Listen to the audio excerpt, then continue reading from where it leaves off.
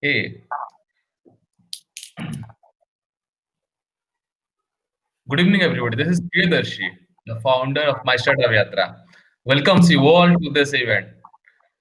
And with me is Subbu, the your own host, Subramanyam. Yeah, today we had our guest, Mr. Lalit. I hope there is some power issue, something. Maybe he's not able to connect to us due to this power issue. So we are in a stuck. What are we going up with? So what I would request you, there are many beautiful and many elegant guests are there with us. I would request at least some of the guests can come and give their views about the startups and the startups community, what we are going to handle. As my startup Etra, what our agenda is, we used to mentor entrepreneurs and startups, help them in getting to a level and help them in funding, bringing them to a stage where they can come down and say to the world, yes, we are a startup and right now we are doing this kind of things. Okay, over to you, Subbu. Carry it on. Thanks, Priyadarshi. Okay, so while we wait for Lalit, I know all of us joined to listen to Lalit. I was equally eager. And while we figure this out, let's. So I was just looking at the comments, and we've got a bunch of some of our old friends plus people in the industry who've been doing some tremendous work over the past 5 6 years. So I request Vijeta, if you can quickly raise your hand, we can bring you on. And I've got a bunch of questions for you as always. We'll It's a good avenue to bring that up as well.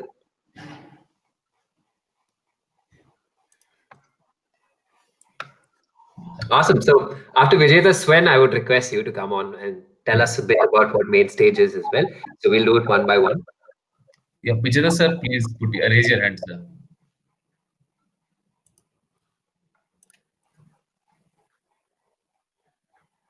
Hey Oh, Sven, guys, hey, Sven. how's it going? Oh, we Uh, can't hear you. speaker.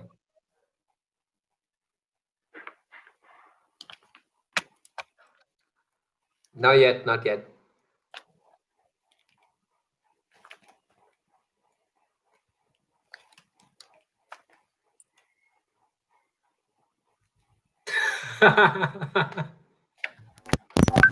What about now? Oh, this is a Oh, lot yeah, better. yeah, it's clear. Yeah. Sorry, guys. I, after yesterday's webinar, I just disconnected everything. How are you? Very good, Excellent. man. Fine. Thank you for joining us. Yeah, perfect. Yeah, I got your invitations, Subbu. So I thought, hey, I'd just say hi and see the web Airmeet on a different perspective. So from the perspective of the founder, basically. Uh, on the founder, but also as an attendee. So far, Oh, we've been hosting on Airmeet, so it's really nice to sit in the other side with the rest of the attendees. Sven, so tell us about main stage. People in the audience would want to know. Well, I don't want to jeopardize your session, so I'll just quickly tell what we do. So Mainstage Incubator exists to create a bidirectional innovation bridge between India and Germany. We started with that connection, but now we've done it on a global scale, and we help mainly with customer acquisition, but also with some coaching and training as well. Okay, thanks for joining us. It's all the more important for the ecosystem to be one and to regularly interact with each other, right? Because each of us may talk to about 20 startups in a day, in a week, in a month, anything.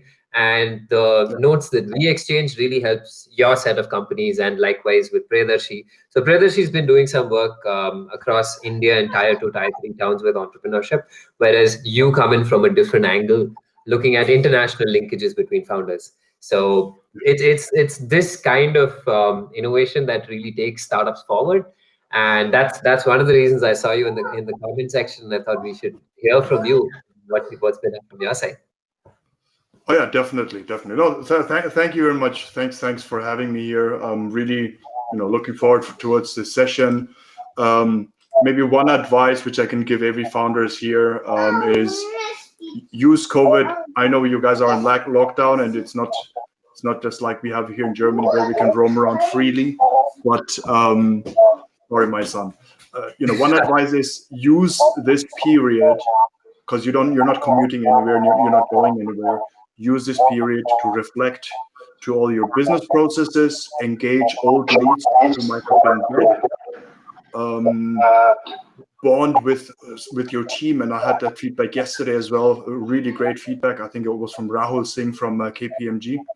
Um, from Rajasthan, he said that as well. Use this to re-establish connections with your team.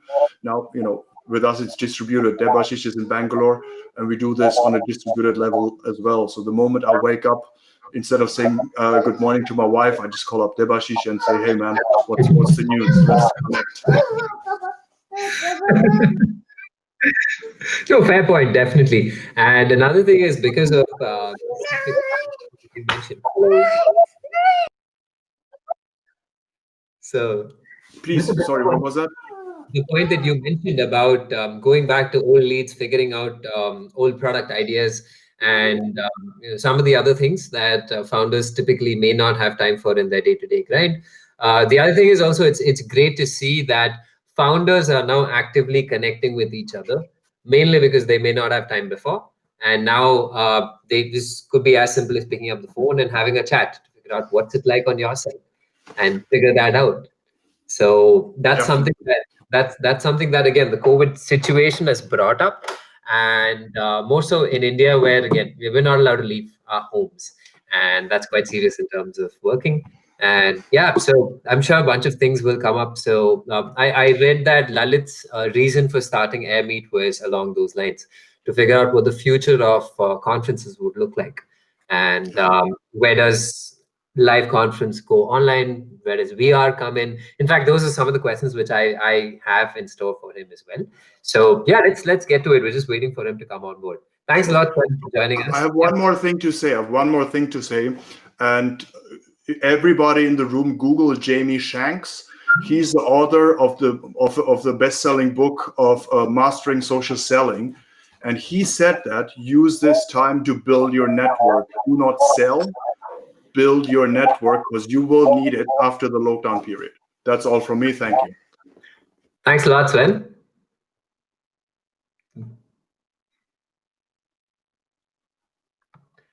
Okay, so we are bringing Vijeta on next. Yes.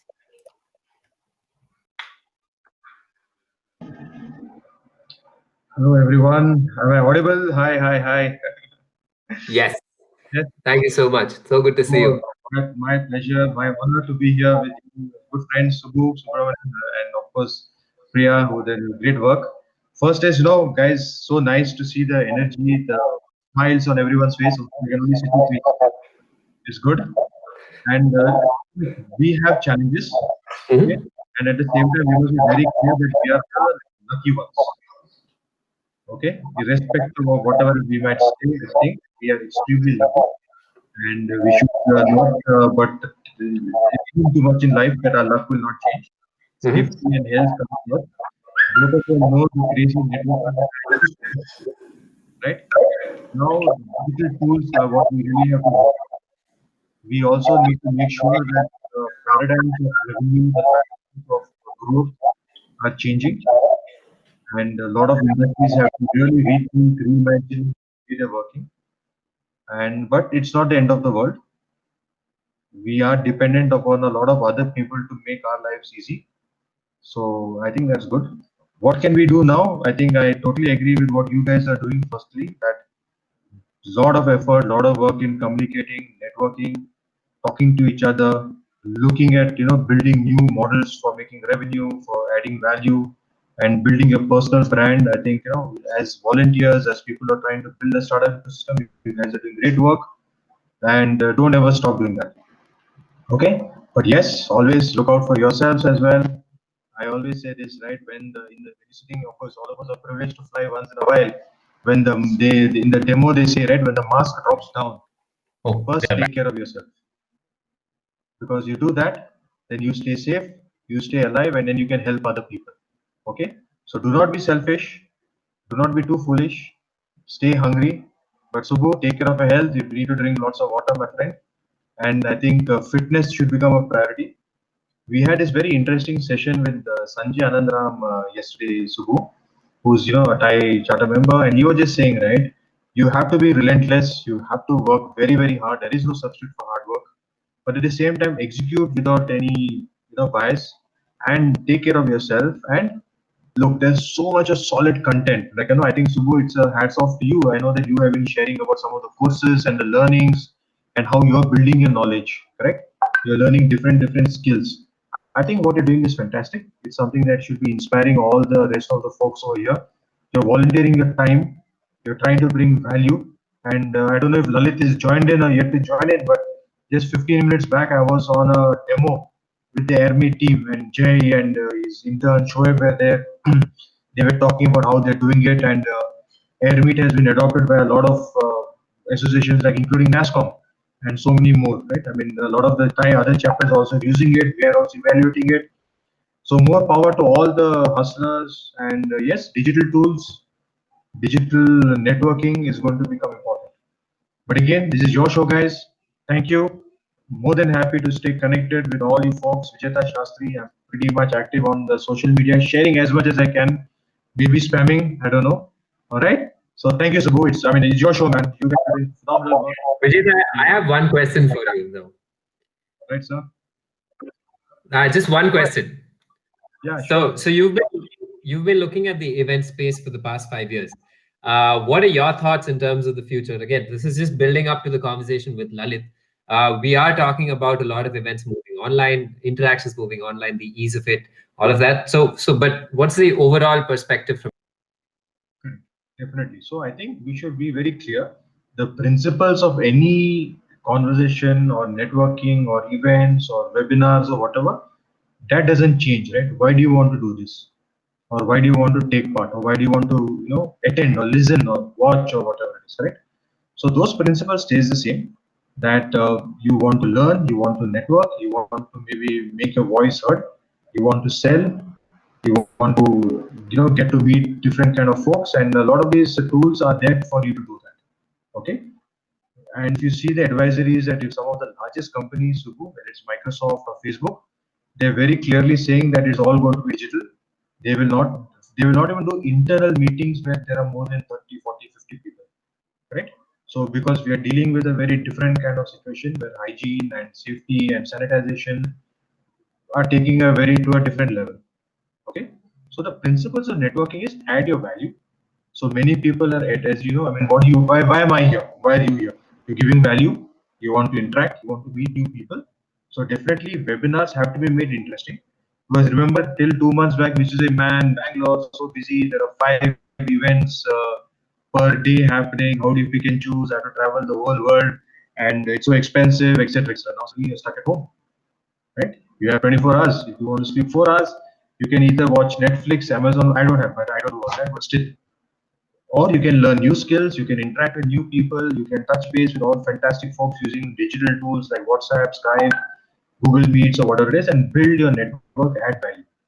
So the principles don't change, right? And if you're someone who's doing webinars and doing this various kinds of activities, I've been involved with virtual startup pitches, innovation clusters, ask me anything, etc. So I'm moderating a few panels here and there. Give value.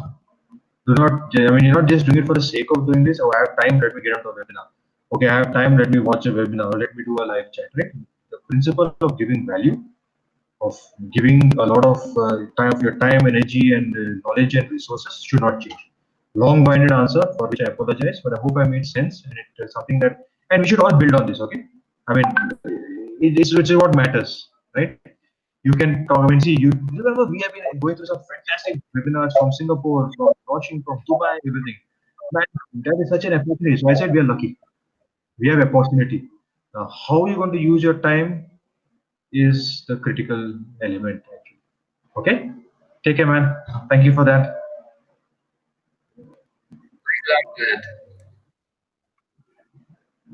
No, and plus, just to add to what you said, it's doubly important giving back on these platforms because, as you said, the one way to spend this much of time, and what Sven was also saying earlier, is it's easy to sort of let yourself go and watch Netflix all day. But that's probably level one. Level two is to figure out if you can get to watch webinars, try to learn something online. Level 3 is probably get involved and see how these networks can build and build unto a point where when things open up, you have some things to go back and work on. Only. It's not Yeah. just going back to 3 months and saying, let's figure out business. It's business Correct. today. Yeah. So So the thanks for focus. bringing that out, Vijeta, because you've been doing small events, large events, moderations of all sorts. So when someone from the industry comes and says that, yes, it's doubly important that you're networking, you're out there, you're making connections, and you're trying to build that potential out. That I Yeah. think that's important value for the audience as well. Absolutely. Absolutely. Hey, thanks, man. Awesome. And Thanks a lot. look after yourself. Yeah. Cheers, guys. I'll now just leave the stage. Yeah. Okay. Priyadarshi, any idea on Lalit so far?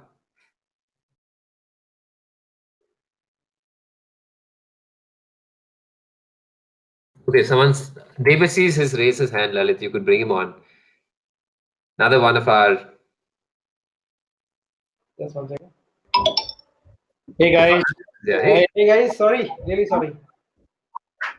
We were just doing the fillers while we were waiting for you. Oh, really But sorry, please guys. go ahead and Uh, I I had an interview call, and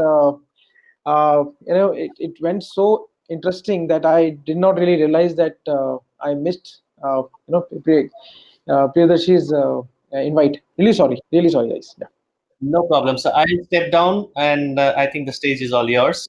sure. All the best, Devasis, guys. we'll come back to you, Devasis. We've got a Not lot a of interesting things to not a cover. problem. Hmm. Thanks a lot.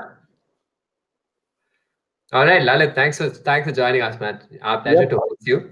sure. And yeah, so right before you joined, basically we had a bunch of people from the audience who chimed in on their experience. So we've got audience profile for you is early stage founders as well as people in the ecosystem. So we've got Mr. Vijeta who works at Thai Bangalore, and he's heading Thai Bangalore, doing a lot for the ecosystem Mhm. broadly and in India as well as outside. Okay. Sven and Debasis, who are just online, they run Main Stage Incubator, doing a Okay. lot of cross-border work between India and Germany and beyond.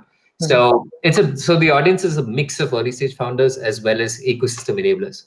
Awesome. So and the conversation which we had, where I think is a good place to sort of pick up on, is given the COVID crisis, where do we see events going? And everyone's on Airmeet talking to the Airmeet founder. So that's surreal. But more than that, it's sort of broader conversations. And one main thing that came out is that the method of communication changes, but the text remains the same, which is how can I give value to you and how can you help me out? Sure. Right. So that's just the context for joining us. So awesome. So Lalit, over the next 30 minutes or so, what we're trying to understand here is so you've had a very interesting journey in the startup world. So you were working at a large company, went through Common Flow, now through Airmeet, and you're wearing multiple hats, right? You're a serial entrepreneur, you're an investor, you're also working as a product guy mainly. That's your core. Yeah. So over the next 30 minutes or so, we want to pick up a little bit of each of those and see what the value is for the audience. Sure. And the audience can raise their hand whenever they have a question or put that down in the chat section. Anything that comes up, if it's timely with respect to the conversation, we'll bring them on and we'll get them to talk to you. Yeah? Sure. Awesome. Thanks a lot, man. So quick context for the audience. Lalit graduated from IIT Roorkee, then went on to work in the product sector. Common Flow happened, 10 years at Common Flow, got a big exit to Yeah. Quicker. And now he's building Airmeet. He's also involved with a travel tech company out of Singapore, where he's the chief product officer over there. No. And okay. So that was actually a small exploration. I thought, I could actually take up a CXO level role, but then I could not really contain the entrepreneur in myself, right? So I had to come back and start something again. Oh, So sweet. it was just an experiment. Yeah. Okay, no, before I give your entire introduction, Lalit, tell us who you are and tell us something, and also tell us things about that we typically don't find online or that we haven't heard about you. Sure. Yeah. Yeah. That totally makes sense. Yeah. So basically, I'm an engineer at heart, right? So whenever I see stuff which things which are broken, something inside me just wants to solve them, right? So started my career at Oracle, and then very quickly realized that Oracle is not really the right size of company for somebody who is as restless as me. I'm like very restless, always working, but Oracle is like a slow pace elephant kind of company. So could not stay there for more than 1 year, and then uh, started out, was exploring some ideas when then Common 4 happened. Common was a good journey, close to 9.5 years, and then raised close to $60 million in that journey from Excel, Tiger, Google Capital, and then eventually merged the company with Quicker. And then took a 2 year break, focused on personal life, and then started exploring other ideas. And I was always very passionate about remote work, right? And while at Common Floor, we were like we switched multiple offices, and Bangalore being Bangalore, very crowded, very like huge traffic. So always wanted to experience this remote work. I always felt that work is efficiently done remotely. So this time, irrespective of the idea, I started, this company has to be remote, right? So I reached out to Manoj and Vinay, who are my current co-founders at Airmeet, and both of them were in different cities at the time. And we just started collaborating on video meeting softwares like Zoom, etc. And very quickly realized that remote work is very efficient, and then we started to explore, let's try to build something for the remote ecosystem, because this is actually going to explode, right? And we were reading some statistics that in maybe 2020, by 2025, 65% of jobs which potentially could be done remotely will be done remotely. So we started exploring, if that is the future, then what all it should change, right? So we were just looking at other candidates which might get impacted by remote work. First definitely is, let's say, collaboration software. The second is, the second category was, let's say, how do you manage your payroll, etc., because people are working in different countries, right? How do you manage compliance, etc. Then the very interesting thing, which we when we started working remotely, we felt that as remote workers, we were uh, becoming very comfortable with video conversations, and we wanted more and more conversations to happen just video, in the video format, right? So it was very clear to us that our civilization as such, right, or let's say the early adopter segment, has accepted video as a genuine mode of interaction. Now it will slowly penetrate into other aspects of life, right, and other aspects of, let's say, personal life or professional life. On personal life, we have already seen FaceTime, WhatsApp video call, right? My parents now only video call, they don't really call me on phone, right? So professionally, a lot of work interviews was already happening, but still, as knowledge professionals, we would, when we were to attend a meetup or when we were to attend a conference, we would transport ourselves from one location to the other, sometimes brave heavy rains, heavy traffic, just to be there and have casual conversations, which would very easily which could very easily be done over video. So we started organizing video meetups on Zoom, right? Just out of research, etc., right? And then we realized, after like 20 to 25 meetups that we attended or organized ourselves, we very quickly realized that Zoom is not built for meetups. Zoom is actually built for a meeting. And two things which are very different from a meeting versus meetup. Meeting is basically between people that have some shared context and shared history. For example, part of a team, part of a let's say school, right? And it's usually one conversation on which people quickly want to collaborate and go out of. So, and in a meetup, actually, people who come together and interact with with each other are probably interacting and encountering each other for the first time, right? So that was one big difference. The second was the focus of let's say, the focus is very much on coordination, right? In a meetup, and less on, let's say, collaboration, right? So we thought, let's build a product from scratch just for meetups. And we were not really hoping that we'll get so much of a limelight. When we started this building this product in August of 2019, it was very hard to even convince, let's say, uh, remote community users to use this, because they were saying, we are very comfortable with Zoom. But then slowly and gradually, because we had conviction that this is going to be big, so we kept on doing. We built the product, and like the very first version was quickly built, and then we kept on doing one event every week. So we created our own brands like Startup Stalwarts, or a couple of other brands. We would where I would reach out to folks in my network, invite them for a fireside chat. So consistently every week we would keep doing meetup. We're doing meetups, and after every meetup we were actually getting very good feedback. So the very first meetup that happened on the social lounge, there were 4% of people that were sitting. Now consistently close to 60+% of people actually use the social lounge, right? So it gradually had happened. So in a nutshell, that is the journey. Yeah. Oh man, you've already touched upon a bunch of questions which I had. Let's go backwards there, because again, all along the way, as you said, when you said 4% to 60%, because when I started using Airmeet, just started drawing upon my own experience. I had sort of done about 300 events previously, type events, startup events, and all of that through TIE, through an accelerator where I worked at called the Gain. And my whole thing was, how are you going to do virtual event like networking, which is sort of serendipitous that happens at an event? You bump into someone and they're like, I can help you this way. So what were the ways that you increased that kind of adoption in terms 4% to 60%? Were there some hacks that you put in? Was it because of influencers? How did that happen? So, so by the way, these the product still is MVP, minimal viable product, right? And we did not get time to actually start working on the innovation roadmap. We had to quickly work on the stability roadmap. So, not much innovation has still come out. It's just the very basic experiment that we did. Let's try to convert the waiting for webinar to start experience into a networking experience. So what we have essentially done is that, if you were using any other webinar software, it would just make your attendees wait on that blank screen. It just says, the host hasn't started the webinar. So our minimal viable thing was, just to test out the assumption that do really people want to network. So why not just, let people create some sort of a professional name tag, for example, my name and which company do I work in, and then let's have some sort of a networking experience, where I can actually sort of declare my status that I'm open to talk, right? And how do I do that? Can I actually, what are the ways in which I could be very visibly, uh, it the fashion in which I make myself available to interactions, it should be very visible, right?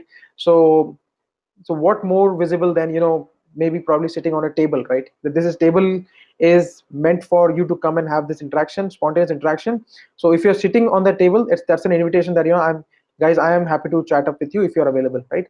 So that was a first experiment, and it is actually successful. The reason why it actually grew, because people in the very first, the two reasons why it grew. First is that, uh, the people did not have too much of a, since we're using the a very common metaphor, because people have seen tables, and we clearly say it is a networking break on the product, right? And the moment you see this is a table and they grab a seat, you kind of intuitively assume that, okay, maybe for you to listen to the webinar you might want to sit, right? And once you sit and other people start to sit and you start having this encounter, you start to like it, because the person probably who sat and had an interaction with you, he was also interested in that webinar slash the domain, right? For example, everybody here is an early stage entrepreneur, right? And as early stage entrepreneur, if we happen to chat with each other, there is definitely good conversations can happen, right? We can talk about fundraising, we can talk about struggles with MVP, right? So people when this people actually when people found that, these good conversation happening, which was the result of this event level filtering, right? Because it wasn't available for everybody on the internet to join. It was actually, somebody created this as an event for a particular topic. Whoever was attending it has to be interested in this, and if people are narrowly interested in a particular topic, there is definitely possibilities of them sharing more information, right? So that is one reason. Just to answer the question crisply, the choice of the metaphor of the table was the reason that people quickly understood and people actually started to use it. And the second reason why it kept on growing is that people actually liked the interactions that happened. Yeah. Okay. No, thanks for that. The follow-on question there is, again, from your product guy sort of a hat. The value for the question is, what kind of early metrics do you bake into a product like Airmeet? And you kind of answered that, but the thinking behind that, if you could tell us, for example, this is why we sort of look at these kind of metrics that we track, and how do you think early stage founders should go about tracking metrics into their MVP to make sure it's going in the right direction? Sure. So there are two kinds of products, right? So one is where, let's say, metrics matter at the MVP stage. The other is probably where, a lot of qualitative feedback matter, right? So it is probably one such product Airmeet is probably falls in the category where the qualitative feedback matters a lot, because this is because we are talking to a customer, like a community manager who is already very passionate about building a community, right? And we are just giving them a better way to do that. So validation for us was not that what we built was getting used. Validation for us was that people had exactly the same ideas that we wanted to build, right? If you talk to, let's say, Devashish, from, let's say, the main stage incubator, right? He probably has exactly the same ideas that he would have done, which we had, right? So there's this beautiful match of a product roadmap and customers expectation, right? So that is, for us, that was the validation, right? And I would say, even till date, we are not really phonetically tracking these matrices. What we are tracking is how how many people are now advocates of Airmeet, how many people really, love talking about this Airmeet experience. That is what we are actually tracking. And Understood. eventually, and yeah, Yes. and there will be matrices to keep guiding the product development in a certain direction. But then at this stage, we focus on customer advocacy and customer love. So basically, what you're saying is it's more the empathy part of it is more important in the early days, and then I'm guessing as the company grows, as the product platform has more users, then you can figure out where else to put down metrics and numbers and how to convert those numbers into large, let's say, conversion factors. Okay. Yeah, All correct. right, super. So I'll quickly pick up one of the questions that have come up, and I'm sure everyone around the world wants to know. So Vinayak Rajanahalli, who runs this company called Event Value, he asks, do you think virtual events would have been so popular if COVID-19 pandemic had not happened? Sure. So I think, so I'll be, very blunt about it. So this had to happen. COVID actually just accelerated it, and the reason why it had to happen, because when we talk of, so we are very clear that knowledge events and non-knowledge events are very different. Uh, Right. Non-knowledge event could be, let's say, a Forbes 30 under 30, or let's say, some sort of an highly experience focused event, like a rock concert or a stand-up comedy, right? Those are the events where the essential experience or the essence of the event is the ambience, and uh, is not really the information part of it. You are there to experience it, right? But knowledge events, the core is knowledge, right? For example, this event is a knowledge event for us, right? We categorize this fireside chat as a knowledge event, a panel discussion is a knowledge event, a conference is also a bunch of knowledge events put together, right? So the essence of a knowledge event is the information exchange that happens between the participants, right? And it is highly curated, right? So these events are were these actually had started already happening on Zoom slash webinar slash other things, right?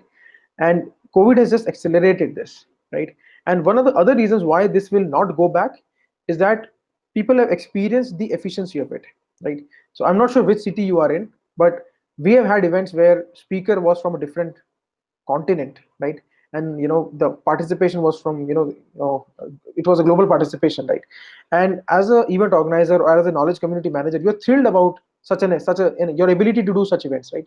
So why would you want to go back to again doing a limited audience, your limited reach of speakers, right? So this makes us confident that probably knowledge events, it may be a very small category right now, but this is going to explode, and this category would never go back. Understood. And thanks for articulating it the way that you did, because this is something which we've been propagating to a lot of founders as well. One thing which we keep telling founders is it's about time that they start building their own networks. And it could be a distressed network like now, like what are you doing? How are you getting through this difficult situation? And much of that does happen online. And typically founders do meet for coffee.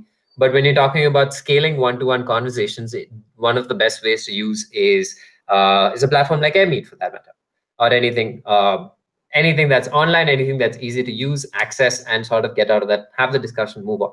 Sure. So cool. One question which, okay, part two of that question is, now that there has been a lot of sort of ripple effect because of COVID, a lot of people are using platforms like Airmeet, like Zoom.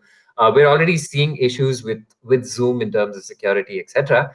And we're also seeing issues. So House Party put out, I mean, there was a lot of issues in terms of House Party application is accessing unauthorized data on your phone, all of that. And then the house party team kind of put out a statement saying, no, all that's hoax. And in fact, here's a bounty for anyone who proves that it's a hoax. So, but as an early stage startup, how do you see scaling challenges? Like how you're tackling these scaling challenges could be in terms of tech, team, sales, everything. What's your take on that? Yep. So I think we take security very seriously, and we are a browser-based experience, totally browser-based, right? And browsers are mature softwares. They do not really allow unchecked access to local data, right?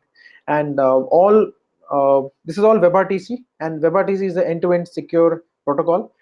In fact, Airmeet would not even work if if the connection is not SSL, right? So that is one part of the answer. Second is, I think we are in a situation where we are building the car, running the car, and also participating in a race, right? All three at the same time.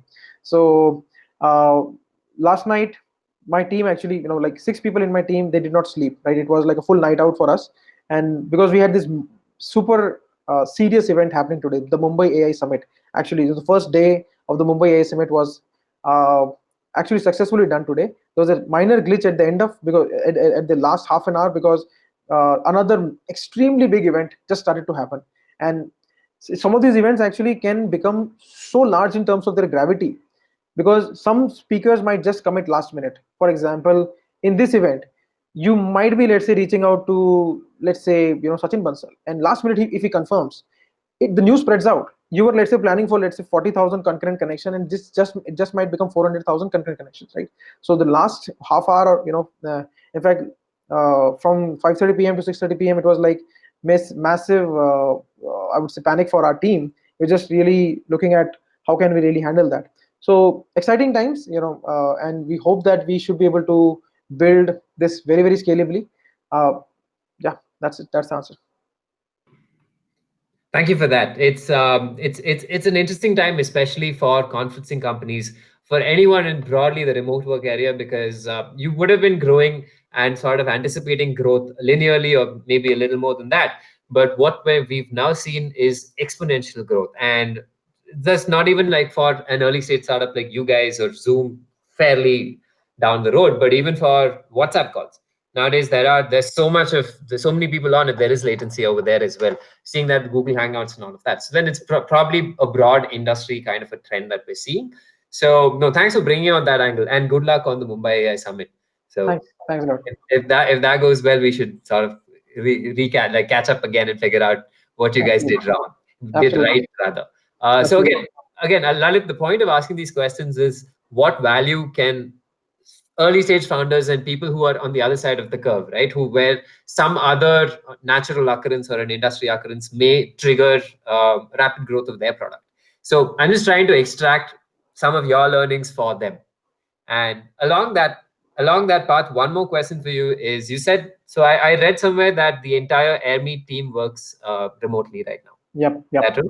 So for the audience, could you tell us what are some of the ways in which you've been able to go about ensuring that remote work works? Because there are business owners who are fairly skeptical about it, whereas there are other founders who are all for it. So where do you fall along that spectrum, and what are the things that you've done to make it work for you? Sure. So we were remote from day one, and right now we are a team spread across 3 countries and 9 cities, right? And so there are certain. I don't really count anything as a challenge. There are like so many benefits, and if at all you can count something as a challenge, it could be tackled, right? So the benefits are that you can actually hire from anywhere.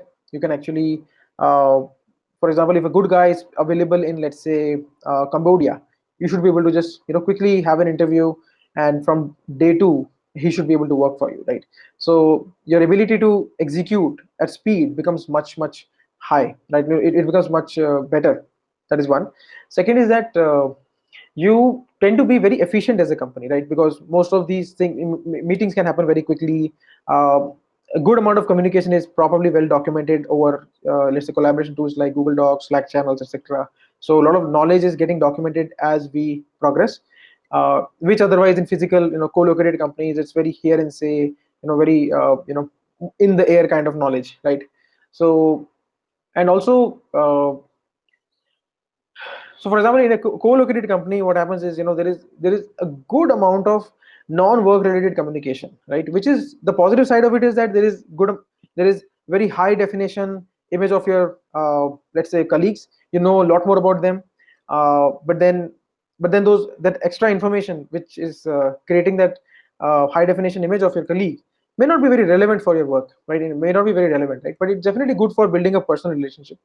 So while you're actually building a remote company, you really have to have, I would say, rituals, like ritualistic rhythm on bringing out this extra information about your colleagues, so that ultimately the goal is to have a high definition image, not just a single dimension image of, let's say, Lalit is good at product management, but what else do I do in my life, right?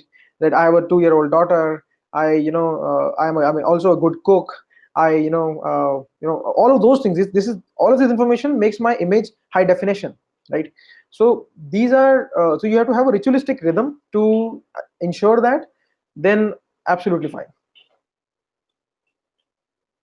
Thank you. And one just a follow-up question to that. So Vikas Singh from Block Labs, they're a blockchain development company. So he's asking what's the team size right now?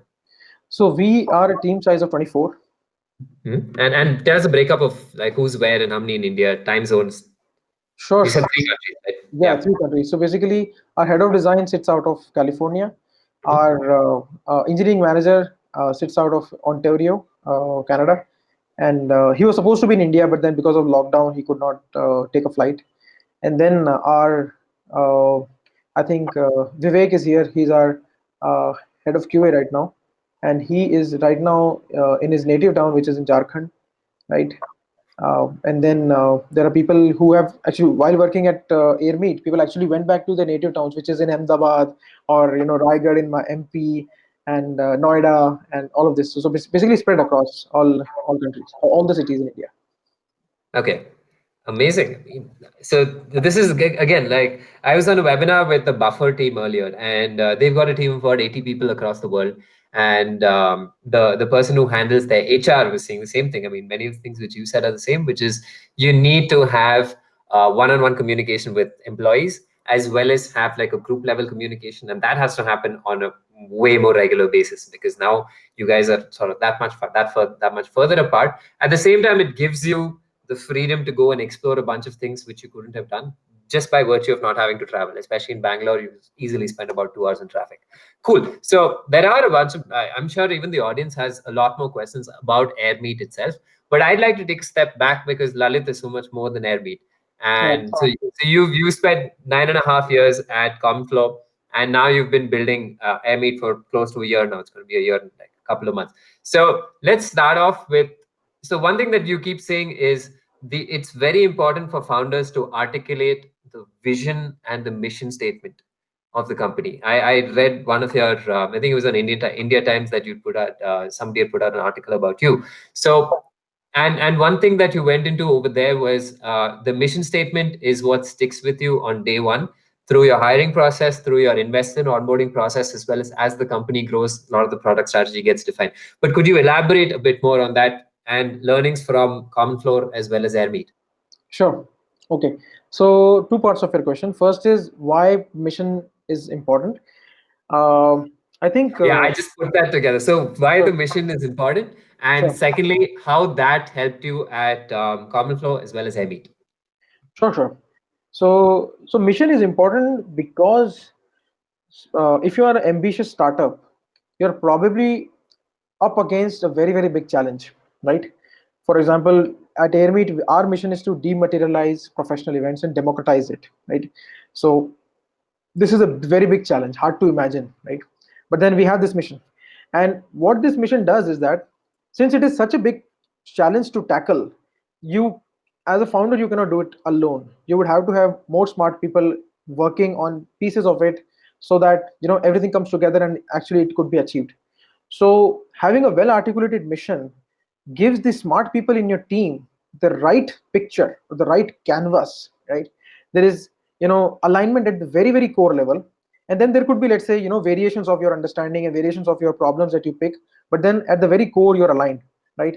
So, and that makes the whole execution a lot more efficient, right? So for example, at Airmeet, like when we say if dematerializing professional events and democratizing it is our mission, then we have a very high focus on, let's say, keeping a very elongated free tier, because we really want more grounds up community managers to start, using Airmeet. They may not have the paying capacity right now, but then they should be able to grow with Airmeet, right? Then dematerializing would mean that there should be absolutely no reason why any community manager or event manager should go back to physical, right? It should only be that, whatever, for example, it has to be because they want to have a coffee together, or let's say they want to have a gala lunch, right? But everything which they plan to organize as an information exchange should be possible, right? So that gives my team a broad canvas to think. They can look at the big picture, look at the next level picture, and then the further, the immediate level picture, right? So that is one thing. And the big difference between common floor journey and the learning from the common floor journey, which I'm applying very strongly here, is that at common floor we were trying to solve the real estate problem, right? And we were, when we were building that product, we were not in the, let's say, the life stage where we were actually investing in real estate. We are probably, like 25, 27-year old guys who are trying to build something in real estate, and it is only at 30 plus where you really get serious about real estate investments. So for a long part of the journey, we did not have that absolute accurate customer empathy, right? And hence we sort of struggled in the early days, and then later we really nailed the problem, right? So that was my biggest learning. And now the very decision to remain remote always is a decision which will institutionalize customer empathy in every person in my company, right? So that everybody is a active user, is the target customer for Airmeet. And whether it's my designer who is going to use Airmeet for design meetups, or whether it is me who is going to use Airmeet for product meetups, or whether it is my, let's say, support, somebody who's head of customer support, or right. So institutionalizing the customer empathy is something that I've sort of learned. Yeah. Okay, so basically, so you clearly, as you said, between common floor and now, you've got an internalized that I need to think about as a customer, and that's maybe a very simplified version of you always see that eat your own dog food, or think like the customer, be in the customer's shoes, but actually institutionalizing it and internalizing it at a company level is what would be your biggest learning between the two, Yeah. between common floor and here. Okay, awesome. So also as a founder, where do you see that, like, okay, so you've been doing this for a year, close to a year now, between your first year at common floor and your first year over here, again, value for the customer, for the audience would be, as founders, what do you think is the maturity point between what you were doing versus now? What is the maturity point? I actually could not get the question. In the sense, like, did you, okay, fine, another way of asking that is, were there some mistakes which you made at common floor in your first year, and you've consciously avoided making those mistakes now because been there, done that? Yeah. Bunch of mistakes, right, in the early days also. So as founders, if you have customer empathy, then you just trust. You have to trust your gut, right? You do whatever it takes to get the customer empathy to 100%, right? Be the customer yourself, right? If possible. For example, if you're building solution for restaurant owners, try to run a restaurant for 1 year, right? So that the customer empathy barometer, like that, I would say that checkbox is like tick, like you have 100% customer empathy, and then you just double down on your gut feeling. Don't worry about getting validation from here and there. Don't worry about what are investors saying, etc. Just check all of that, and uh, just focus on your gut feeling and build the product that you would have used, right? That is my biggest learning.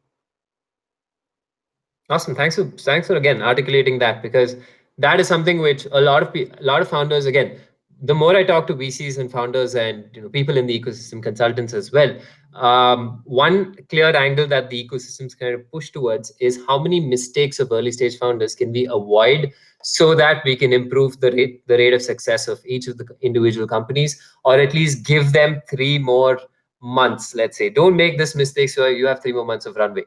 And how do you sort of build along those lines? So okay, yeah, so Sven is one of your ardent supporters. I really like, by the way, Lalit, I really like the way you've put out customer testimonials on your own personal handle on YouTube, because that again brings out how much you are invested in the product as the founder. And it really shows that I'm willing to put myself out there and put my name out there because this is my product at the end of the day. But that is something, again, across all of the webinars that we've done, all the chats that we've done, this is one question which we've asked all the founders, and actually you've shown it like just by example by doing that.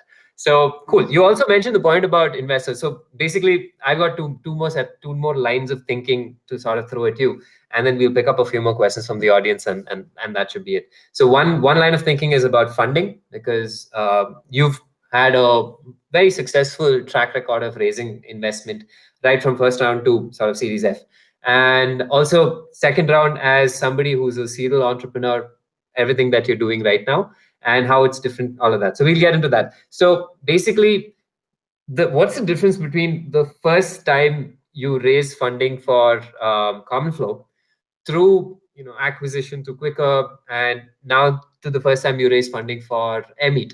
How has that journey been for you? Sure.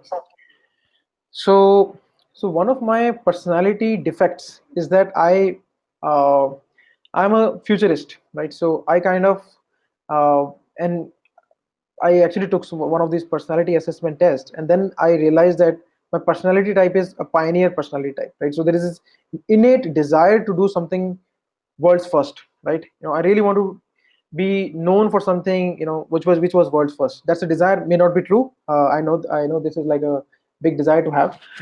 So at Common Floor also, when we created that, it was much ahead of its time. So it wasn't real estate to start with. Actually, when we started Common Floor in 2008, it was basically social network for apartment societies, right? So if you live in an apartment society, you could actually have a sort of your own notice board, your profiles. You could browse the directory of your residents. You could discover that there are, let's say, a doctor who is your neighbor. You can discover that there are, let's say, teachers in your neighborhood, and then you can, if at all you want to have some discussion with them, which is very common because in an apartment society you are kind of jointly managing the property, jointly owner of the property. So there are many issues in which you want to have a collaboration on. So it was way ahead of its time. And when we were pitching that, we were getting this skeptical eyes that who is going to use this, right? Because we were saying that we are so happy with Google Groups, we're so happy with Yahoo Groups, right? So like by nature we were like always up against the best, right? Up against the giant, right? So at Common Floor, our first struggle, before the funding, was to, can we actually get these apartment communities to move from Google Groups and Yahoo Groups to Common Floor? And Google Groups, Yahoo Groups were so stable, so reliable, right? So easy to use. People were habituated, right? But then we were able to successfully do that, right? And and at Airmeet also, the struggle is that only we are up against something so natural, so innate, like physical events, right? We don't consider ourselves as a competition to Zoom. We have high regards to Zoom, but then we keep saying that we are competing against, let's say, physical events. Now the investment, the first round, the seed investment raising journey, is that we grossly undervalued us in Common Floor journey, because like lack of experience, which means, let's say, massive dilution in the first phase of the company as well, right? And we were also not sure what this might become. Let's say, even if apartment communities start to use it, would we charge them subscription, or would we, let's say, make money through advertisement? Lot of lack of clarity. So that results, so if you, as a founder, if you have lack of clarity, then people take advantage of it. People sort of get larger chunk of your company at a less investment. But then as a repeat founder, you basically go ahead with a lot of conviction, a lot of clarity, because you have done your homework, right? Because we had done like 20 to 25 meetups, and we knew what we are trying to build, right? And we had data around how many virtual summits have already happened, how many meetups are on Zoom are happening, how many meetups offline are happening, right? So we actually had some sort of a hypothesis, some sort of a best case, worst case scenarios, right? So we are probably in a stronger position in terms of raising money, right? And what really matters when you go out as an entrepreneur to raise money is that, are you building a like a monster company or not, right? When I say a monster company, not in a bad way, but whatever is your hypothesis, if it is true, how big, right? That is the question that you have to answer. It has to be massively big if it is true, no matter how ridiculous the hypothesis could be. Like our hypothesis to some investors is ridiculous, right? Why would I, you don't really know what physical events are, right? These are so great, right? But then when I project shared the data that one in every 10 company is actually a fully remote startup, right? if 1 in every 10 startup is a fully remote company, right? If they are able to hire, work together, grow without even ever meeting physically, then there is something which is essential and non-essential, right, in human interactions. So what is essential in human interaction is the goodwill that we keep, building for each other, right? And this is about what amount of value do I add in every interaction. If, let's say, in this interaction I just keep wasting your time, even though it is physical, you are going to end up not liking me, right? So in a virtual, if I add value, I actually would end up depositing a goodwill to you, right? So that is what, core was. And so again, coming back to your question of fundraise, as a second time founder, it was easier with the hypothesis, and that's it. Oh man, I mean, I'm sure that you're giving us a lot of value on this. So thanks for that. No, definitely. So the reason again for asking that is because a lot of people say that the second time you go out and raise funding, or once you've had a big success, things are a lot easier. And there are a lot of just misnomers in the industry that okay, successful founders have it a lot easier than that. So I mean, I just wanted to get your perspective on that, and that's the reason for asking that question. So again, thanks for telling that, which is basically customer empathy comes first, but also how grand is your vision and what are the next steps in building that vision, because it's Yeah, great to have that true north of where you're going towards, but also what are your next three steps, what is it that I'm going to do today, tomorrow, day after to get to that point, yeah. right? And so you've been through various rounds of fundraising at Common Floor, and you've also been through some rounds at Airmeet as well, where you've had a lot of people join your cap table basically. So my question to you is, so as you scale a company, what remains and probably, I mean, I'll just articulate where I'm coming from to you, and probably you could even change the question. Basically, as you raise funding and as you grow the company, what sticks and what changes in your company, in terms of the team, in terms of the product? Have you seen anything change drastically because you've raised funding and now you're onto a different path? Is it that a slightly more aggressive path, or how does it work? What are the inner workings of a company? The reason I ask you is because you've also been through the entire cycle. So you've not just raised one round or two rounds, but you've gone through that whole cycle. You've gotten acquired, come back, started a new company. Got So it. how do you, what sticks and what changes? Sure, sure. So what should not change is the DNA, right, of the company. And when I say DNA of the company, is basically think of company. So think of the world as an economic ecosystem, right? So we are using, let's say, Google, and Google is an economic organism, right, which is producing some value, and which all of us are using as, let's say, small flies and moths. We're just, surviving off of Google for information, etc., right? So think of the world as an economic ecosystem, and every startup has to take a birth, and it has to have its own DNA, right? And what should not change is that what is that core thing, right? What is that core customer insight which actually started the spark of the idea, or started the, let's say, the very reason why it should exist, right? And again, it goes back to customer empathy and how deeply everybody feels for the customer. So that should never change, and that's why this time I'm very sure about using the term institutionalized customer empathy. It shouldn't be like a one-off thing that you create a persona and post it somewhere where nobody looks at. It has to be the way you work, the way, right? If I were to go back and do Common Store again, I would have, let's say, 10% of my fundraise just for my product managers to keep buying and selling property, right? So that, and I would have, like a bonus for them if they can actually make a profit on a property sale, so if they are into that, they would absolutely know what exactly to be built, right?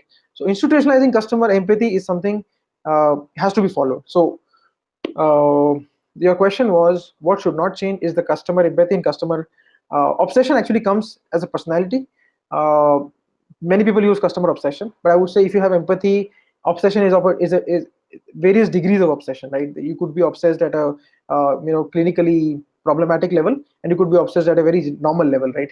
So that should not change. And what should change is basically, if you, let's say, as an organism, if you have survived, if you have sort of seen the product market fit, now you are on your own, you're getting, let's say, more energy in terms of whether these are revenues or external funding.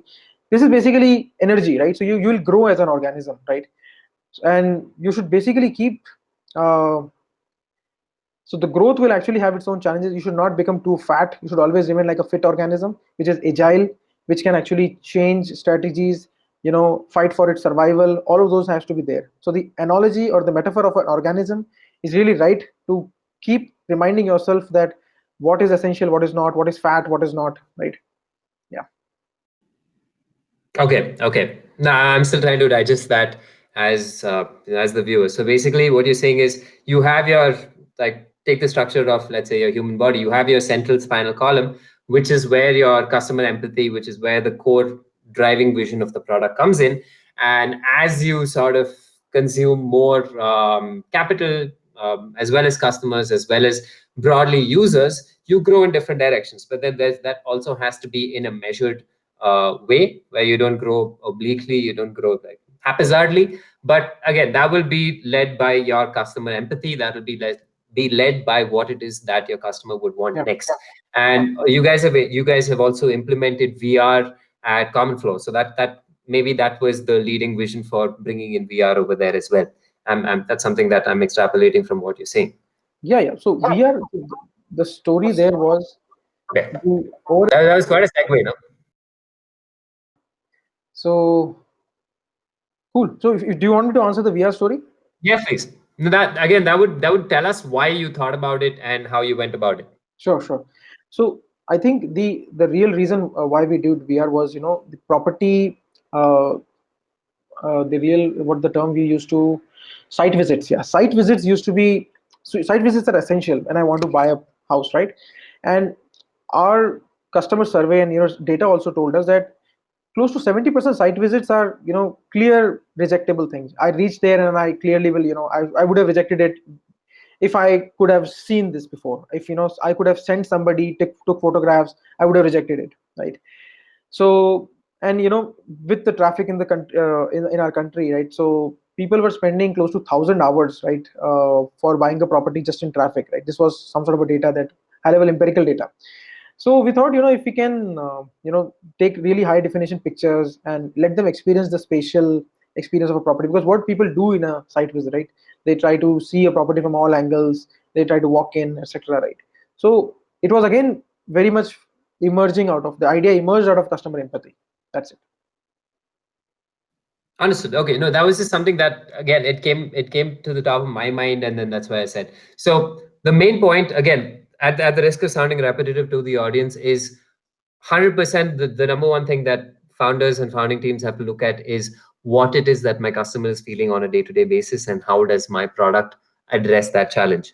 And the more you are along that path, the better you can be. And Lalit, I think you're one of the biggest proponents and the biggest stories along that. So again, one more step back, couple of questions again, last two questions for you. Now that you are investing into startups and you are advising more startups, how do you see, what is the role of successful founders in bringing up the next crop? Because the ecosystem changes every day.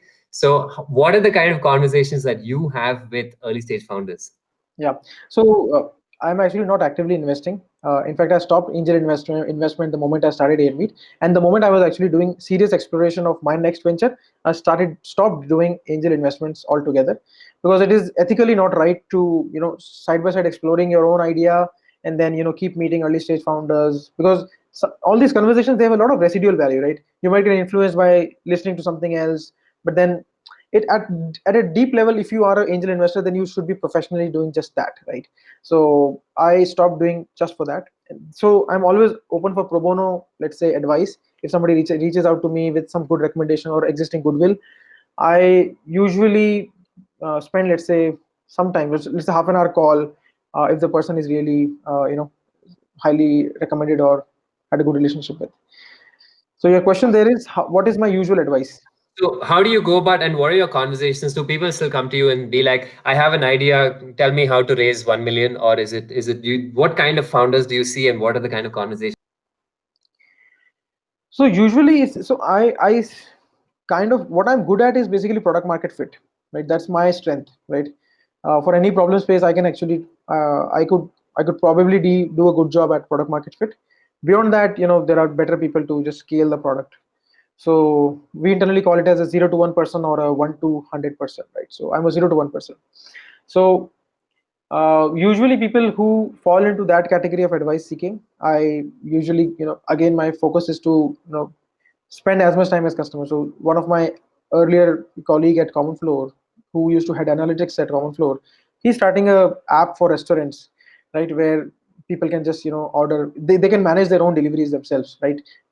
So my advice to him was, go sit in the restaurant itself. You just don't have an office. That restaurant should be your office, so that you understand how things happen, right? So usually, whatever I gave, my thoughts in this conversation are exactly my thoughts in the conversation with any other founder. Understood. Thank you. No, so that does make a lot of sense. Like eat your own dog food, basically, in terms of Silicon Valley perspectives.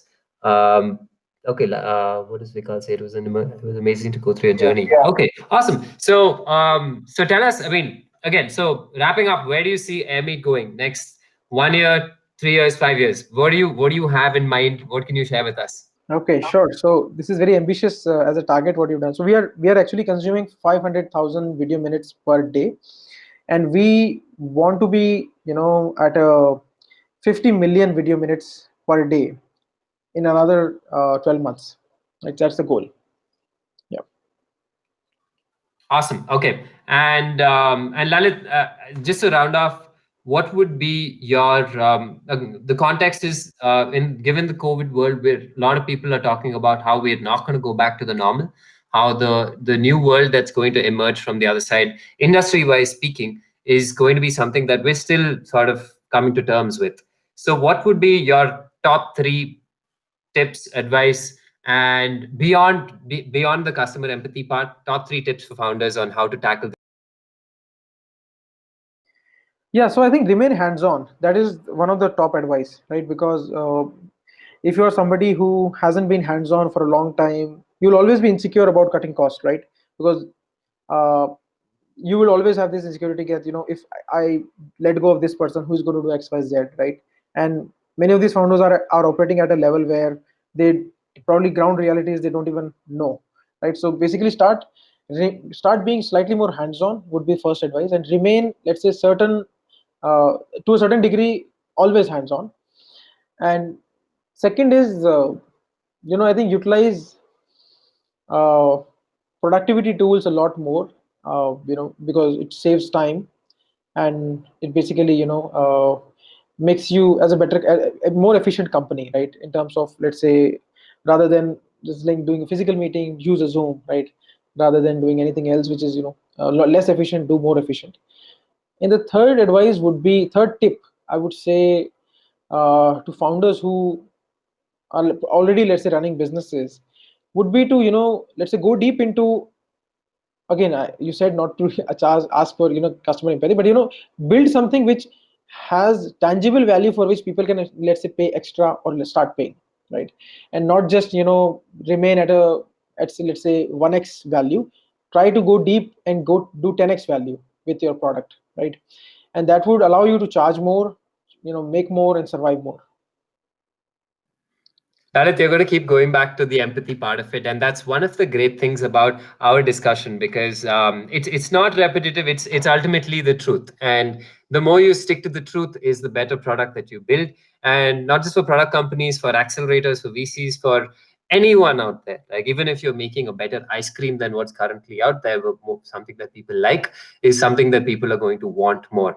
So on that note, Lalit, it's been all of our pleasure. Like I'm collectively speaking for everyone in the comment section, everyone who's joining in. And interestingly for you, most of us are users of Airmeet. So and our experience has been great so far. Thanks for building this great platform for us to interact, for us to jump on and have these discussions with each other. And let's stay in touch. Thank you so much, and I, really wish you all the best. And, I uh, I would really be super happy to see you grow your community to millions of users globally. Thanks a lot. And we'll just take a. Okay, so Sven has a question. If we can bring him on, then we can. Sven, you'd have to raise your hand, and then Priyadarshi can bring you on. And you usually have conversations where most of the people in the audience are actually users of your product. Not really, actually. So last time I was on an air meet as a speaker was in Japan. So somebody, a community in Japan was actually doing their first Airmeet, and they wanted just to one of us to be there. Yeah. Hey Sven, Hey, Lalit, how are you, man? I'm good. How about you? Good, good, good, good, good, good. Now my son is asleep, so I can talk openly. Quick question, Lalit. Now, you must have seen this as well out there in the market, but do you think Airmeet would potentially become maybe also a platform where you would have a VR, AR experience? Like, I was looking at this other solution the other day. I don't know if it was developed in Germany or not, but you could figure out your avatar and you can walk around from one place to another. You could even hire virtual offices, but then you have this whole conference room. You sit in there and then you can see the presentation screen. Do you think that's also the direction where you're going at, or are you still focusing very core, on creating this great experience, interaction, and so on? Sure. I think very good question, Sven. So even though this event is virtual, the interactions are very much real, right? Because I'm seeing you as a person, you are seeing me as a person, right? So these interactions are real. In the VR world, the interactions are virtual, right? So that is a totally different ball game, right? And probably we don't want to be there. Okay, perfect. Yeah, definitely, definitely. Another thing is, and I know I mentioned this to you, but I think it's again great for the whole audience here. I think it'll be really cool if you develop an RMTP or RTMP protocol so that people can plug in their webcams, or if the lockdown goes away, you can still kind of broadcast it to everybody, like Vimeo or livestream.com. Absolutely. Is that on your roadmap as well? Absolutely. Yeah. Within 45 days, you'll have this. Perfect. Anyway, I just thought of quickly saying this, but again, a great platform, and we are no longer a Zoom user. We are solely Airmeet. We are super happy about this. So really looking forward. The interaction with the team is really great. They're always responding really quickly. Also during webinars, if you have any problem, guys, the team is there. Just open a WhatsApp group, and then Santosh and the other guys, I think Gaurav is the other, what his name, they just get into it. Anyway, thanks for having me. Thanks, Sven. Thanks for joining, Sven. Anyone else has a question? That's probably just, we can wait 10 seconds or else we can let you go. So Lalit, what else is happening on your end? I think I'm supposed to be at an interview, which I have to take at it, which I'm already late. So probably should be. All right, cool. So what we'll do is, Lalit, thanks for joining us. What's the best way to contact you? LinkedIn? No, you can reach out to me at lalit@airmeet.com. That is the best. Awesome. So everyone in the audience, lalit@airmeet.com. That's how to get in touch with you. Lalit, thanks so much for joining us, and we'll stay in touch with you. Again, pleasure hosting you. Thank you. All the best here.